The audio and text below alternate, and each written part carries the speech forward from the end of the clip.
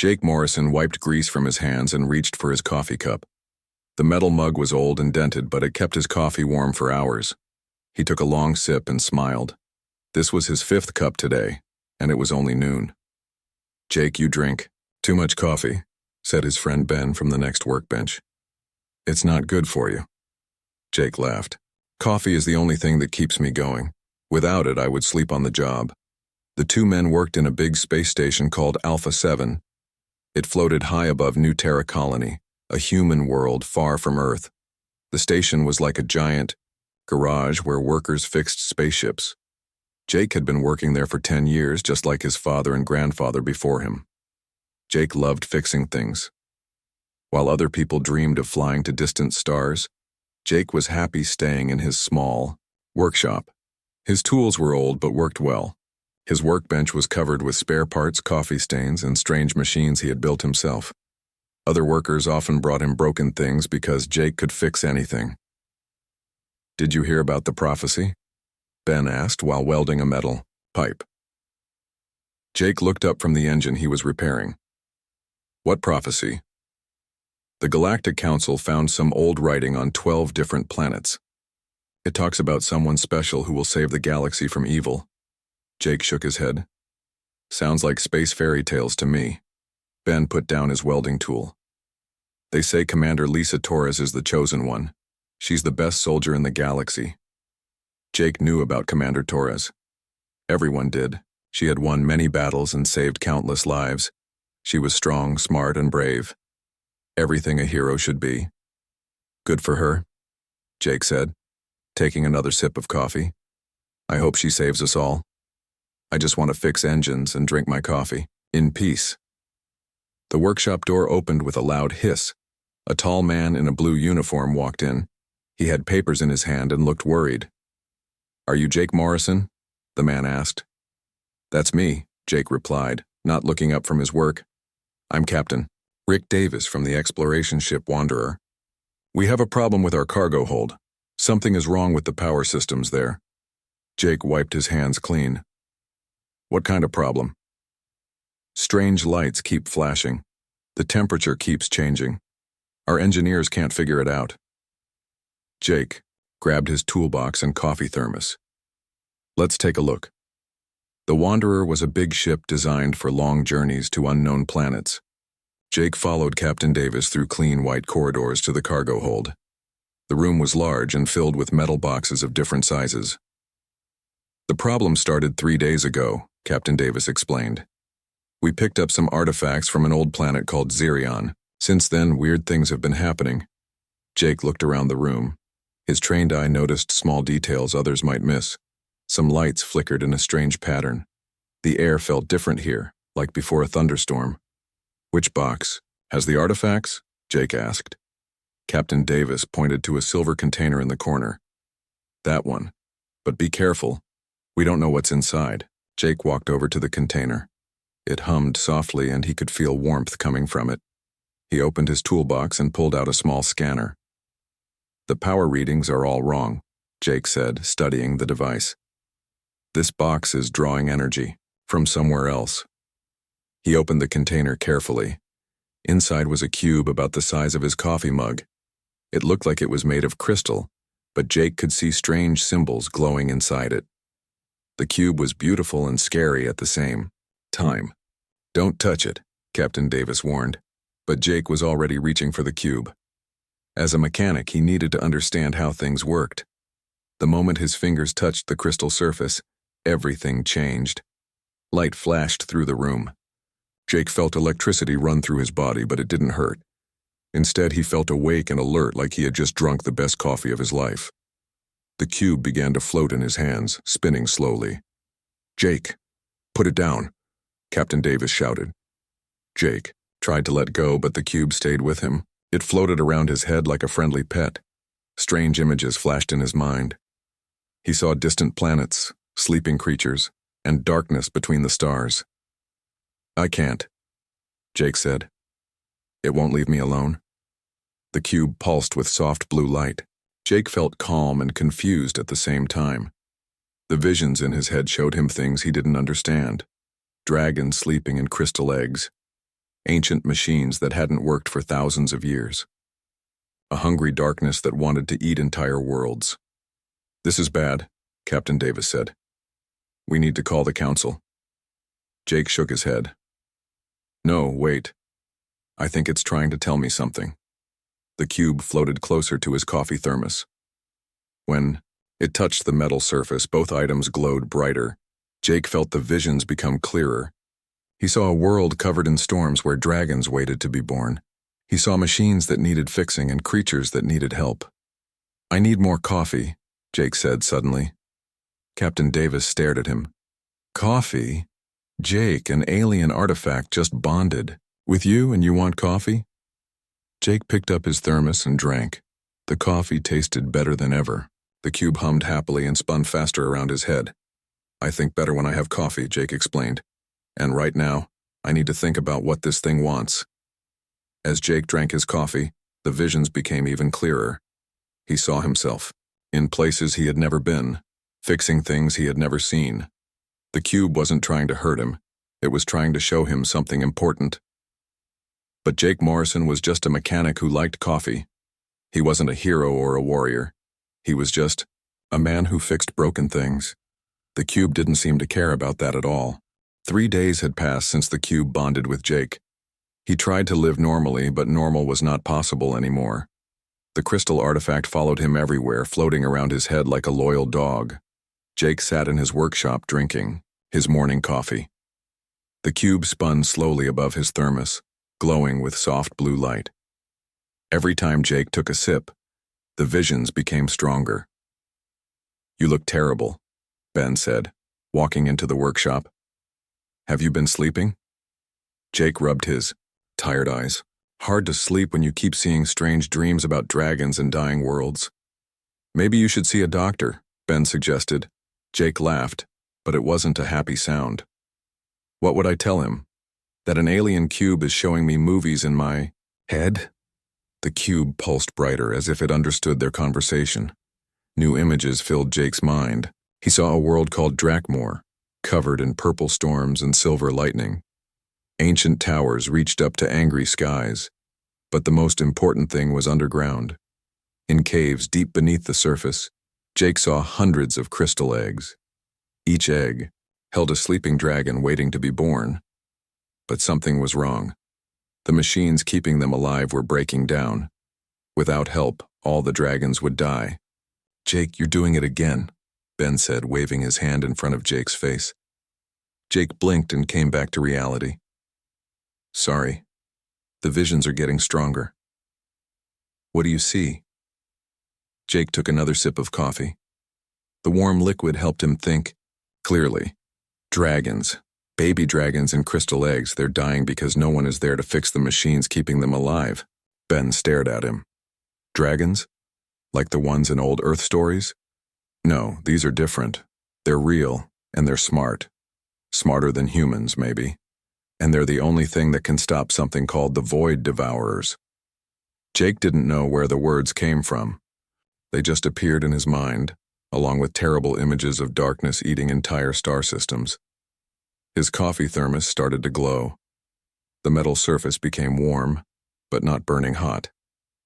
Jake lifted it and saw that his coffee was glowing too. The brown liquid had turned a soft blue color, just like the cube's light. "That's not normal coffee," Ben said, backing away. Jake took a drink anyway. The coffee tasted amazing, better than anything he had ever drunk. Energy flowed through his body and his mind became crystal clear. He could understand the visions now. The cube was not just showing him things. It was teaching him. "The dragons need help," Jake said.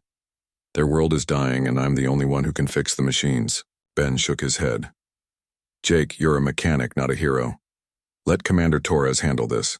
She's the one from the prophecy." Jake stood up and the cube circled around his head faster. "What if the prophecy is wrong? What if they chose the wrong person?" "That's impossible," Ben said. "The Council's best minds studied those ancient writings. Commander Torres is perfect for the job." Jake picked up his toolbox with one hand and his glowing thermos with the other. Maybe being perfect isn't what the dragons need. Maybe they need someone who knows how to fix broken things. News reports on the workshop's old television showed Commander Torres and her team preparing for a mission. She looked strong and confident. In her shiny armor, her soldiers were the best in the galaxy, trained for any situation. But Jake saw something in the visions that the reports didn't mention.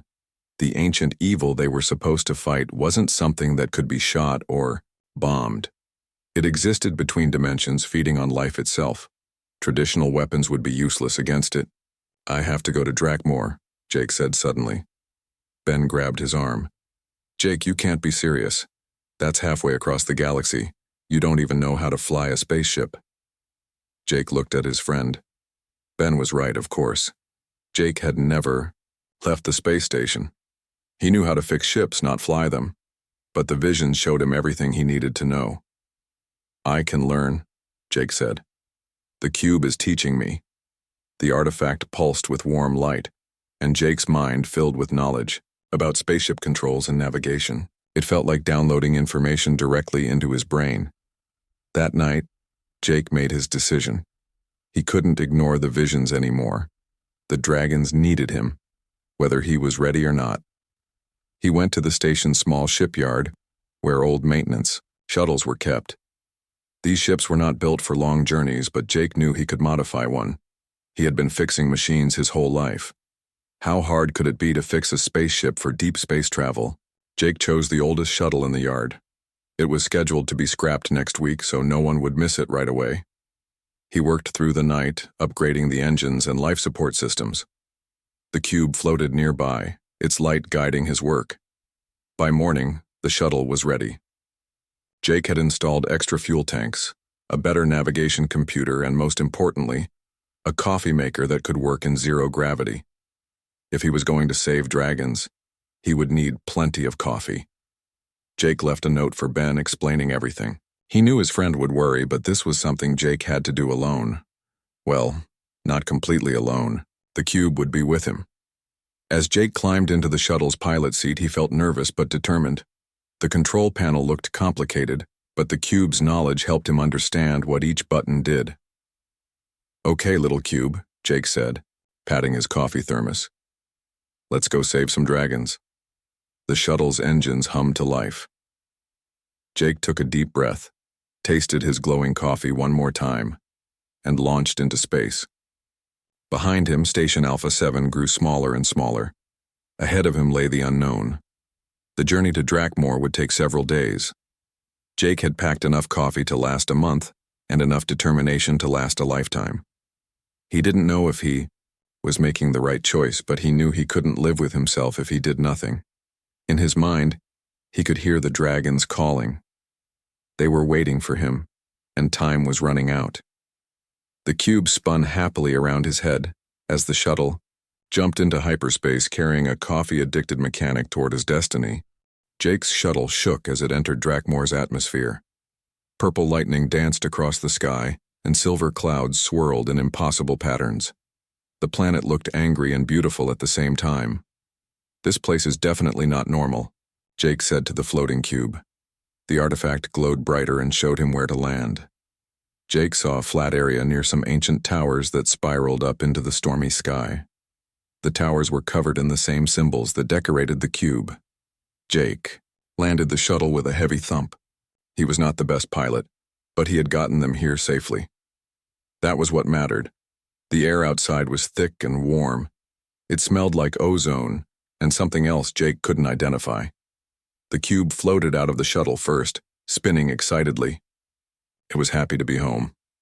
"Okay, little friend," Jake said, grabbing his toolbox and coffee thermos. "Show me where these dragons are."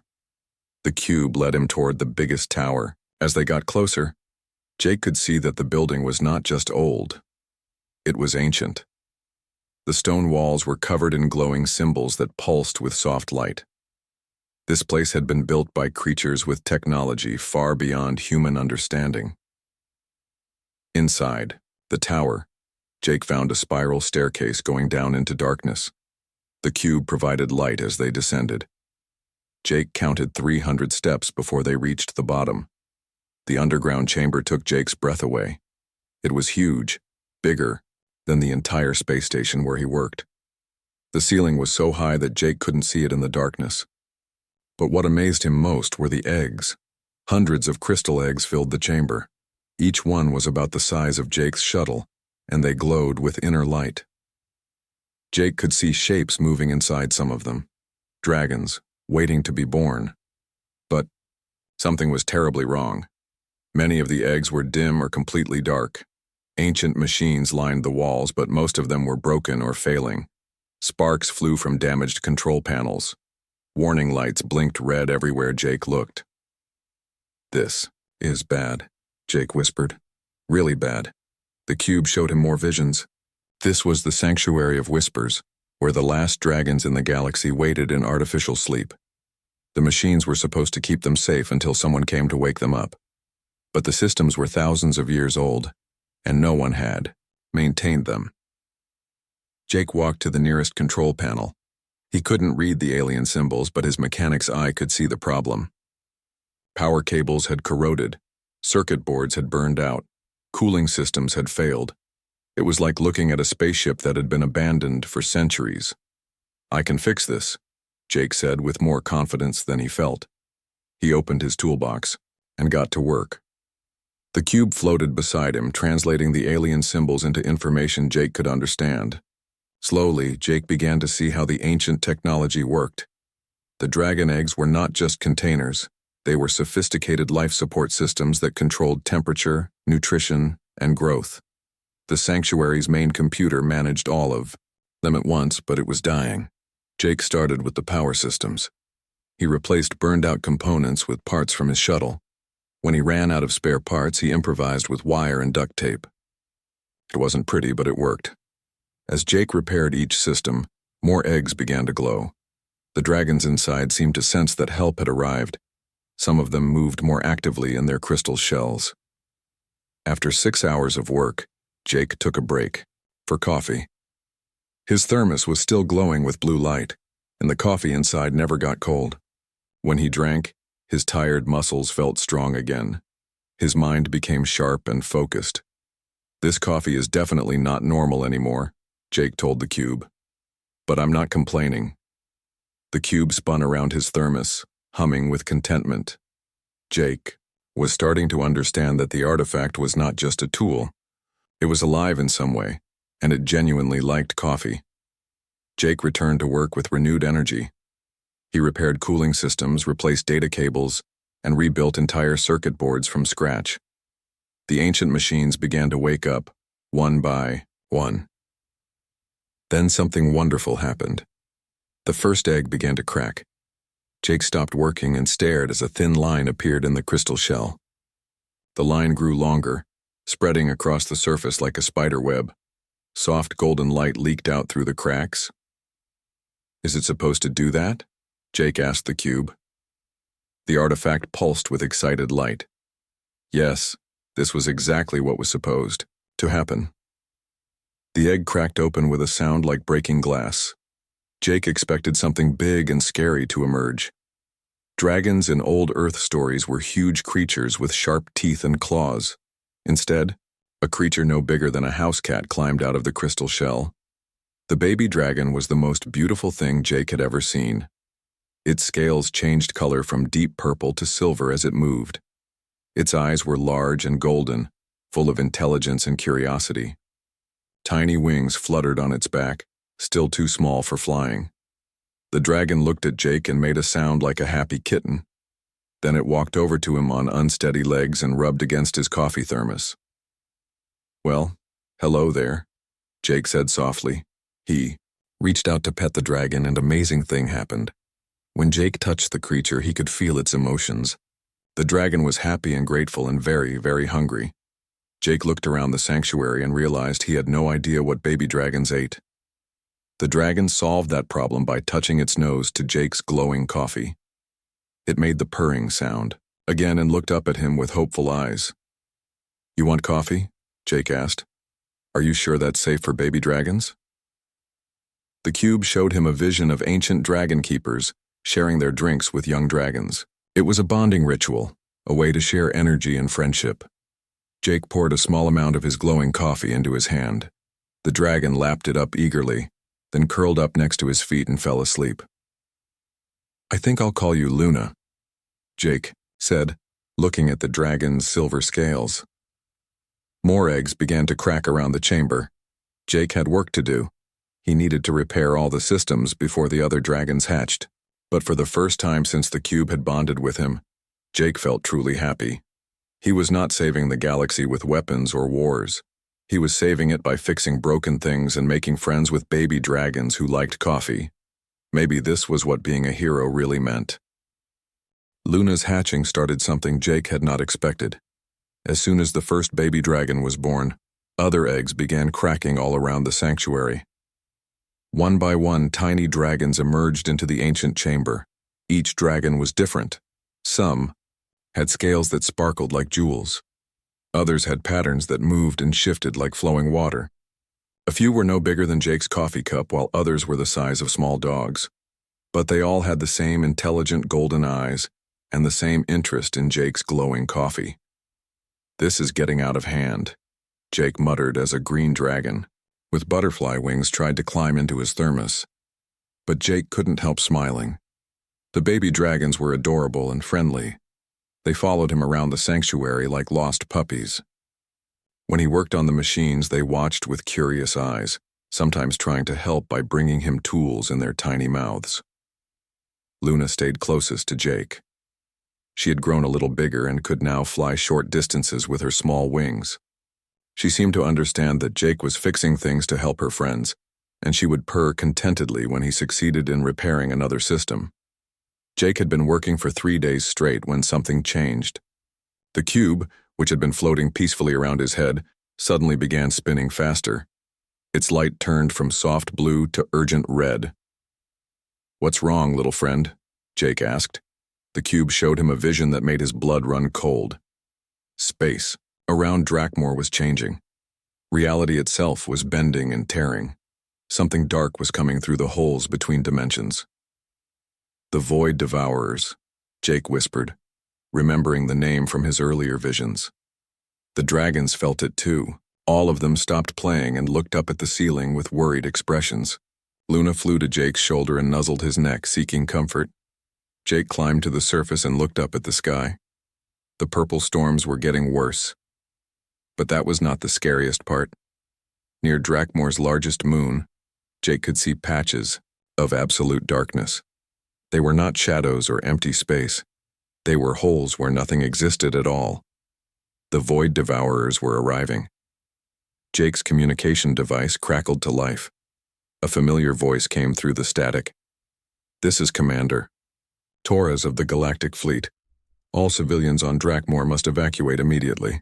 We are dealing with a level 10 cosmic threat." Jake grabbed the device. "Commander Torres, this is Jake Morrison. I'm at the Dragon Sanctuary. We have a problem." There was a pause. "Jake Morrison? The mechanic from Station Alpha 7. What are you doing on Drakmor?" "Long story," Jake said quickly. "The dragons are hatching, but they're just babies. We can't evacuate them. They won't survive without the sanctuary's life support systems." "Dragons?" Commander Torres sounded confused. "The prophecy didn't mention dragons." "The prophecy probably got a few things wrong," Jake replied. "These dragons are the key to stopping the Void Devourers, but they need time to grow and learn." Through his binoculars, Jake could see Torres's battle fleet approaching. Dozens of warships with enough firepower to destroy entire planets. But Jake knew it wouldn't be enough. The Void Devourers existed partially outside normal space. Conventional weapons would pass right through them. "Commander, you need to buy me time," Jake said. "I have an idea, but I need to modify the sanctuary's defense systems." "Jake, you're a mechanic, not a military strategist," Torres replied. "And you're a soldier, not a dragon caretaker," Jake shot back. "Right now, we both need to do jobs we're not trained for." Jake ran back to the sanctuary, Luna flying beside him. The other baby dragons sensed the danger and huddled together near the repaired machines. They looked at Jake with trusting eyes, believing he would protect them. Jake studied the sanctuary's ancient defense systems. They had been designed to keep the dragons safe during their long sleep. but with some modifications, Jake thought he could turn them into something more powerful. The cube helped him understand the alien technology. Jake worked faster than ever before, fueled by adrenaline and glowing coffee. He connected the sanctuary's power grid to the defensive shields. He rewired the life support computers to work as signal amplifiers. Most importantly, he figured out how to link everything together using the dragons themselves. The baby dragons were not just cute pets. They were living energy conduits, designed to work together as a network. When they touched each other, they could share thoughts and feelings. When they all connected at once, they became something greater than the sum of their parts. "I need your help," Jake told Luna and the other dragons. "I know you're just babies, but you're the only hope we have." Luna chirped and flew to the center of the sanctuary. The other dragons followed her, forming a circle around the main power core. They touched wings and tails, creating a living chain that pulsed with soft light. Jake connected his coffee thermos to the power grid. The glowing coffee inside began to bubble and steam. The cube spun faster around his head, adding its energy to the growing network. Outside, Jake could hear explosions as Commander Torres's fleet engaged the Void Devourers. But the battle was not going well. The enemy moved through space like liquid shadow, absorbing energy weapons and growing stronger. "Jake, whatever you're doing, do it fast," Torres' voice crackled over the radio. "We're losing ships out here." Jake made the final connections and stepped back. The sanctuary's lights dimmed as all available power flowed into the Dragon network. Luna and her friends began to glow brighter, their scales shifting through every color of the rainbow. Then something amazing happened. The dragons started to sing. It was not a sound Jake could hear with his ears. It was deeper than sound, more fundamental than music. The dragon song reached into the fabric of space-time itself, making reality more solid and stable. The Void Devourers, which existed in the gaps between dimensions, suddenly found themselves trapped in normal space. They could no longer phase through attacks or feed on emptiness. For the first time in eons, they were vulnerable. "Now, Commander Torres," Jake shouted into his radio. "Hit them now while they're solid." The fleet's weapons found their targets. Explosions lit up the sky as the Void Devourers were finally destroyed by conventional firepower. But the victory came at a cost. The baby dragons were exhausted from their first battle. They collapsed in the sanctuary, breathing heavily but still alive. Jake knelt beside Luna and gently stroked her scales. "You did good, little one. You all did good." Luna purred weakly and closed her golden eyes. She and the other dragons would need rest and care to recover from their ordeal. Jake looked up at the sky, where Commander Torres's ships were still cleaning up the last of the enemy forces. The immediate threat was over, but Jake knew this was just the beginning. The dragons were awakening, and the galaxy would never be the same. 2 weeks after the battle, Jake sat in the sanctuary watching Luna practice flying. She had grown to the size of a medium dog and could now soar around the chamber with grace and joy. The other baby dragons were growing too, each developing their own personality and abilities. Commander Torres walked down the spiral stairs, still wearing her battle armor but with a softer expression than before. She had been visiting the sanctuary every day since the battle, trying to understand what had really happened. "The council wants to study the dragons," Torres said, sitting beside Jake on a makeshift bench. Jake sipped his coffee and shook his head. "These aren't laboratory specimens. They're living beings with feelings and intelligence." "I know that," Torres replied. "But the council is confused. The prophecy said the Chosen One would defeat the ancient evil with strength and courage. Instead, a coffee-addicted mechanic did it by fixing machines and making friends with baby dragons." Jake laughed. "Maybe the prophecy was written by someone who never worked a day in their life. Real problems aren't solved by hitting them with swords. They're solved by understanding what's broken and fixing it." Luna flew over and landed on Jake's shoulder. She had learned to make a sound like a contented cat whenever she was happy. The sound always made Jake smile. The Void Devourers attacked. Because the dragons were waking up, Jake continued. They knew the dragons could stop them, so they tried to destroy them while they were still vulnerable. But the real threat was never the Void Devourers themselves. Torres looked confused. What do you mean? Jake pointed at the cube, which floated peacefully above his coffee thermos. The real threat was that no one knew how to take care of the dragons when they hatched. Without proper maintenance, the sanctuary would have failed. The dragons would have died before they could grow up and defend the galaxy. So the prophecy wasn't about fighting a war, Torres said slowly. It was about preventing one by taking care of something precious. Exactly, Jake replied. Sometimes the best way to save the universe is to make sure everyone is healthy, well-fed, and has had their morning coffee. Over the following months, Jake worked with Torres to establish something new. They called it the Human Dragon Technical Academy. It was part school, part workshop, and part dragon nursery. Young humans came from across the galaxy to learn from Jake. He taught them how to repair alien technology and work alongside dragons. The dragons, in turn, taught the humans about empathy and cooperation. Luna became Jake's official partner and the head of empathic engineering. She had grown to the size of a small horse but still loved to curl up next to Jake while he worked. Her intelligence had developed far beyond what anyone expected. She could now communicate complex ideas through their emotional connection. The Academy's first major project was setting up coffee makers on planets throughout the sector. It sounded silly, but Jake had discovered something important. The same energy that made his coffee glow could be used to stabilize reality in small areas. Places with properly prepared coffee were harder for interdimensional parasites to invade. Coffee, as a cosmic defense system, Torres said, shaking her head with amusement.